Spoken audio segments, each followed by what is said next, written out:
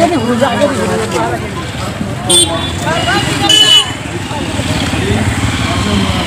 কি ক'ব লাগিব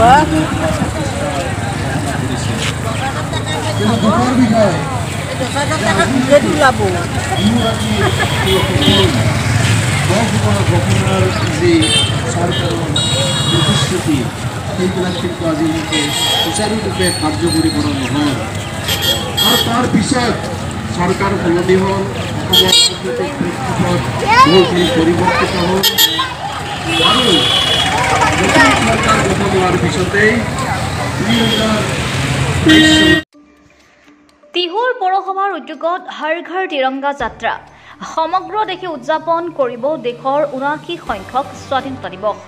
স্বাধীনতা দিৱসৰ প্ৰাক্ষণত দেখা গৈছে উৎসৱমুখৰ পৰিৱেশ। ৭৯ সংখ্যক স্বাধীনতা দিৱসৰ লগত সংগতি ৰাখি নলবাৰী জিলাৰ তিহুত তিহু পৌৰসভাৰ কাৰ্যালয়ৰ পৰা উলিওৱা হয় হৰ ঘৰ তিৰংগা যাত্ৰা। অনুষ্ঠানৰ শুভাৰম্ভ কৰে তিহু পৌৰসভাৰ পৌৰপতি হিমানী মজুমদাৰে। তিহু চহৰৰ মাজেৰে উলিওৱা হয় এক বিশাল শোভাযাত্ৰা। উক্ত তিৰংগা যাত্ৰাত তিহু অঞ্চলৰ ভালে সংখ্যক আত্মসহায়ক গোটৰ মহিলা উপস্থিত থাকে। News desk report Arunodoi Assam. Bharat माता की जय। हर घर तिरंगा, हर घर तिरंगा, हर घर तिरंगा। वंदे मातरम, वंदे मातरम। जय हिंद, जय हिंद, जय हिंद, जय हिंद, जय हिंद।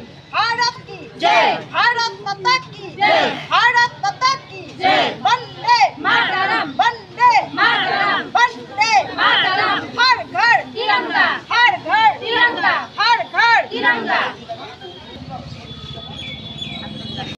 ৭৯ সংখ্যক স্বাধীনতা দিৱসৰ তিহু পৌৰসভাৰ পৰা সমূহ তিহুবাসী ৰাইজলৈ শুভেচ্ছা জ্ঞাপন কৰিছোঁ। চাওঁতে চাওঁতে ভাৰতে স্বাধীনতা লাভ কৰাৰ আজি ৭৯ সংখ্যক বয়স পালেহি আৰু এই বৰ্ষটোত আমাৰ চৰকাৰী নিৰ্দেশনা মৰ্মে ৭দিনীয়া কাৰ্যসূচীৰে উদযাপন কৰিবলৈ দিয়া হৈছে। ইতিমধ্যে আমি ৩টা কাৰ্যসূচী সমাপন কৰিলোঁ। আজি আমাৰ ৩য় দিনৰ কাৰ্যসূচী আছিলে হৰ ঘৰ তিৰংগা আৰু এই হৰ ঘৰ তিৰংগাত আমি তিহু অঞ্চলত এটা ৰেলী বতৰৰ প্ৰতি লক্ষ্য ৰাখি আমি এটা অনুষ্টুপীয়াকৈ ৰেলী ৰাখিছিলোঁ আৰু এই কাৰ্যসূচীত আমাৰ তিহু পৌৰসভাৰ সমূহ পাৰিষদবৃন্দ, তিহু পৌৰসভাৰ সমূহ কৰ্মচাৰীবৃন্দ, তিহু পৌৰসভাৰ অন্তৰ্গত সন্মানীয় আমাৰ SHG গোটৰ আই মাতৃসকল, আমাৰ সমূহ ইয়াত ৰাইজ মানে তিহু পৌৰসভাৰ এলেকাত বসবাস কৰা ৰাইজে অংশগ্ৰহণ কৰিছে। সঁচাকৈয়ে আমি তিহুবাসী হিচাপে আটাইকে এই পবিত্ৰ ৭৯ সংখ্যক স্বাধীনতা দিৱসৰ ধন্যবাদ জ্ঞাপন কৰিছোঁ আৰু আমি এই কাৰ্যসূচীটো ইতিমধ্যে সমাপন কৰিছোঁ আৰু আমাৰ ইয়াতে যথেষ্ট সংখ্যক মহিলাই আহি যোগদান কৰিছে।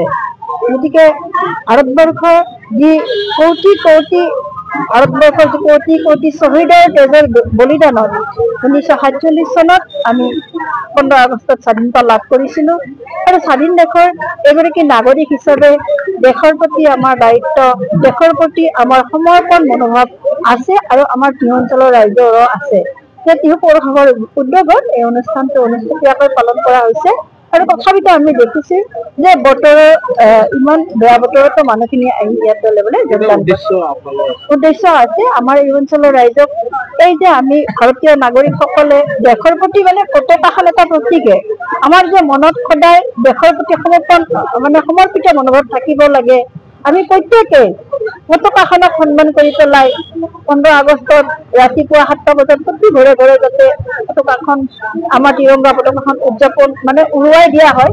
ধৰক উত্তোলন কৰাটো চবতে সম্ভৱ নহয়, গতিকে আমাৰ উৰুৱালেও হ'ব আৰু আমাৰ NLMৰ আণ্ডাৰত যিসকলে পাৰে আৰু এটা চেল্ফি, যাৰ এণ্ড্ৰইড ফোন আছে ধৰক সকলোৰে নাথাকে, যিসকলে আছে এটা চেল্ফি দিলে আমাৰ এই অনুষ্ঠানটো আমি সফল হোৱা বুলি ভাবিম আৰু আমাৰ ৰাইজে নিশ্চয় এই পতাকা ঘৰে ঘৰে পতাকা 15 আগষ্ট তাৰিখে উৰুৱাব আৰু এইটো মোৰ দৃঢ় বিশ্বাস।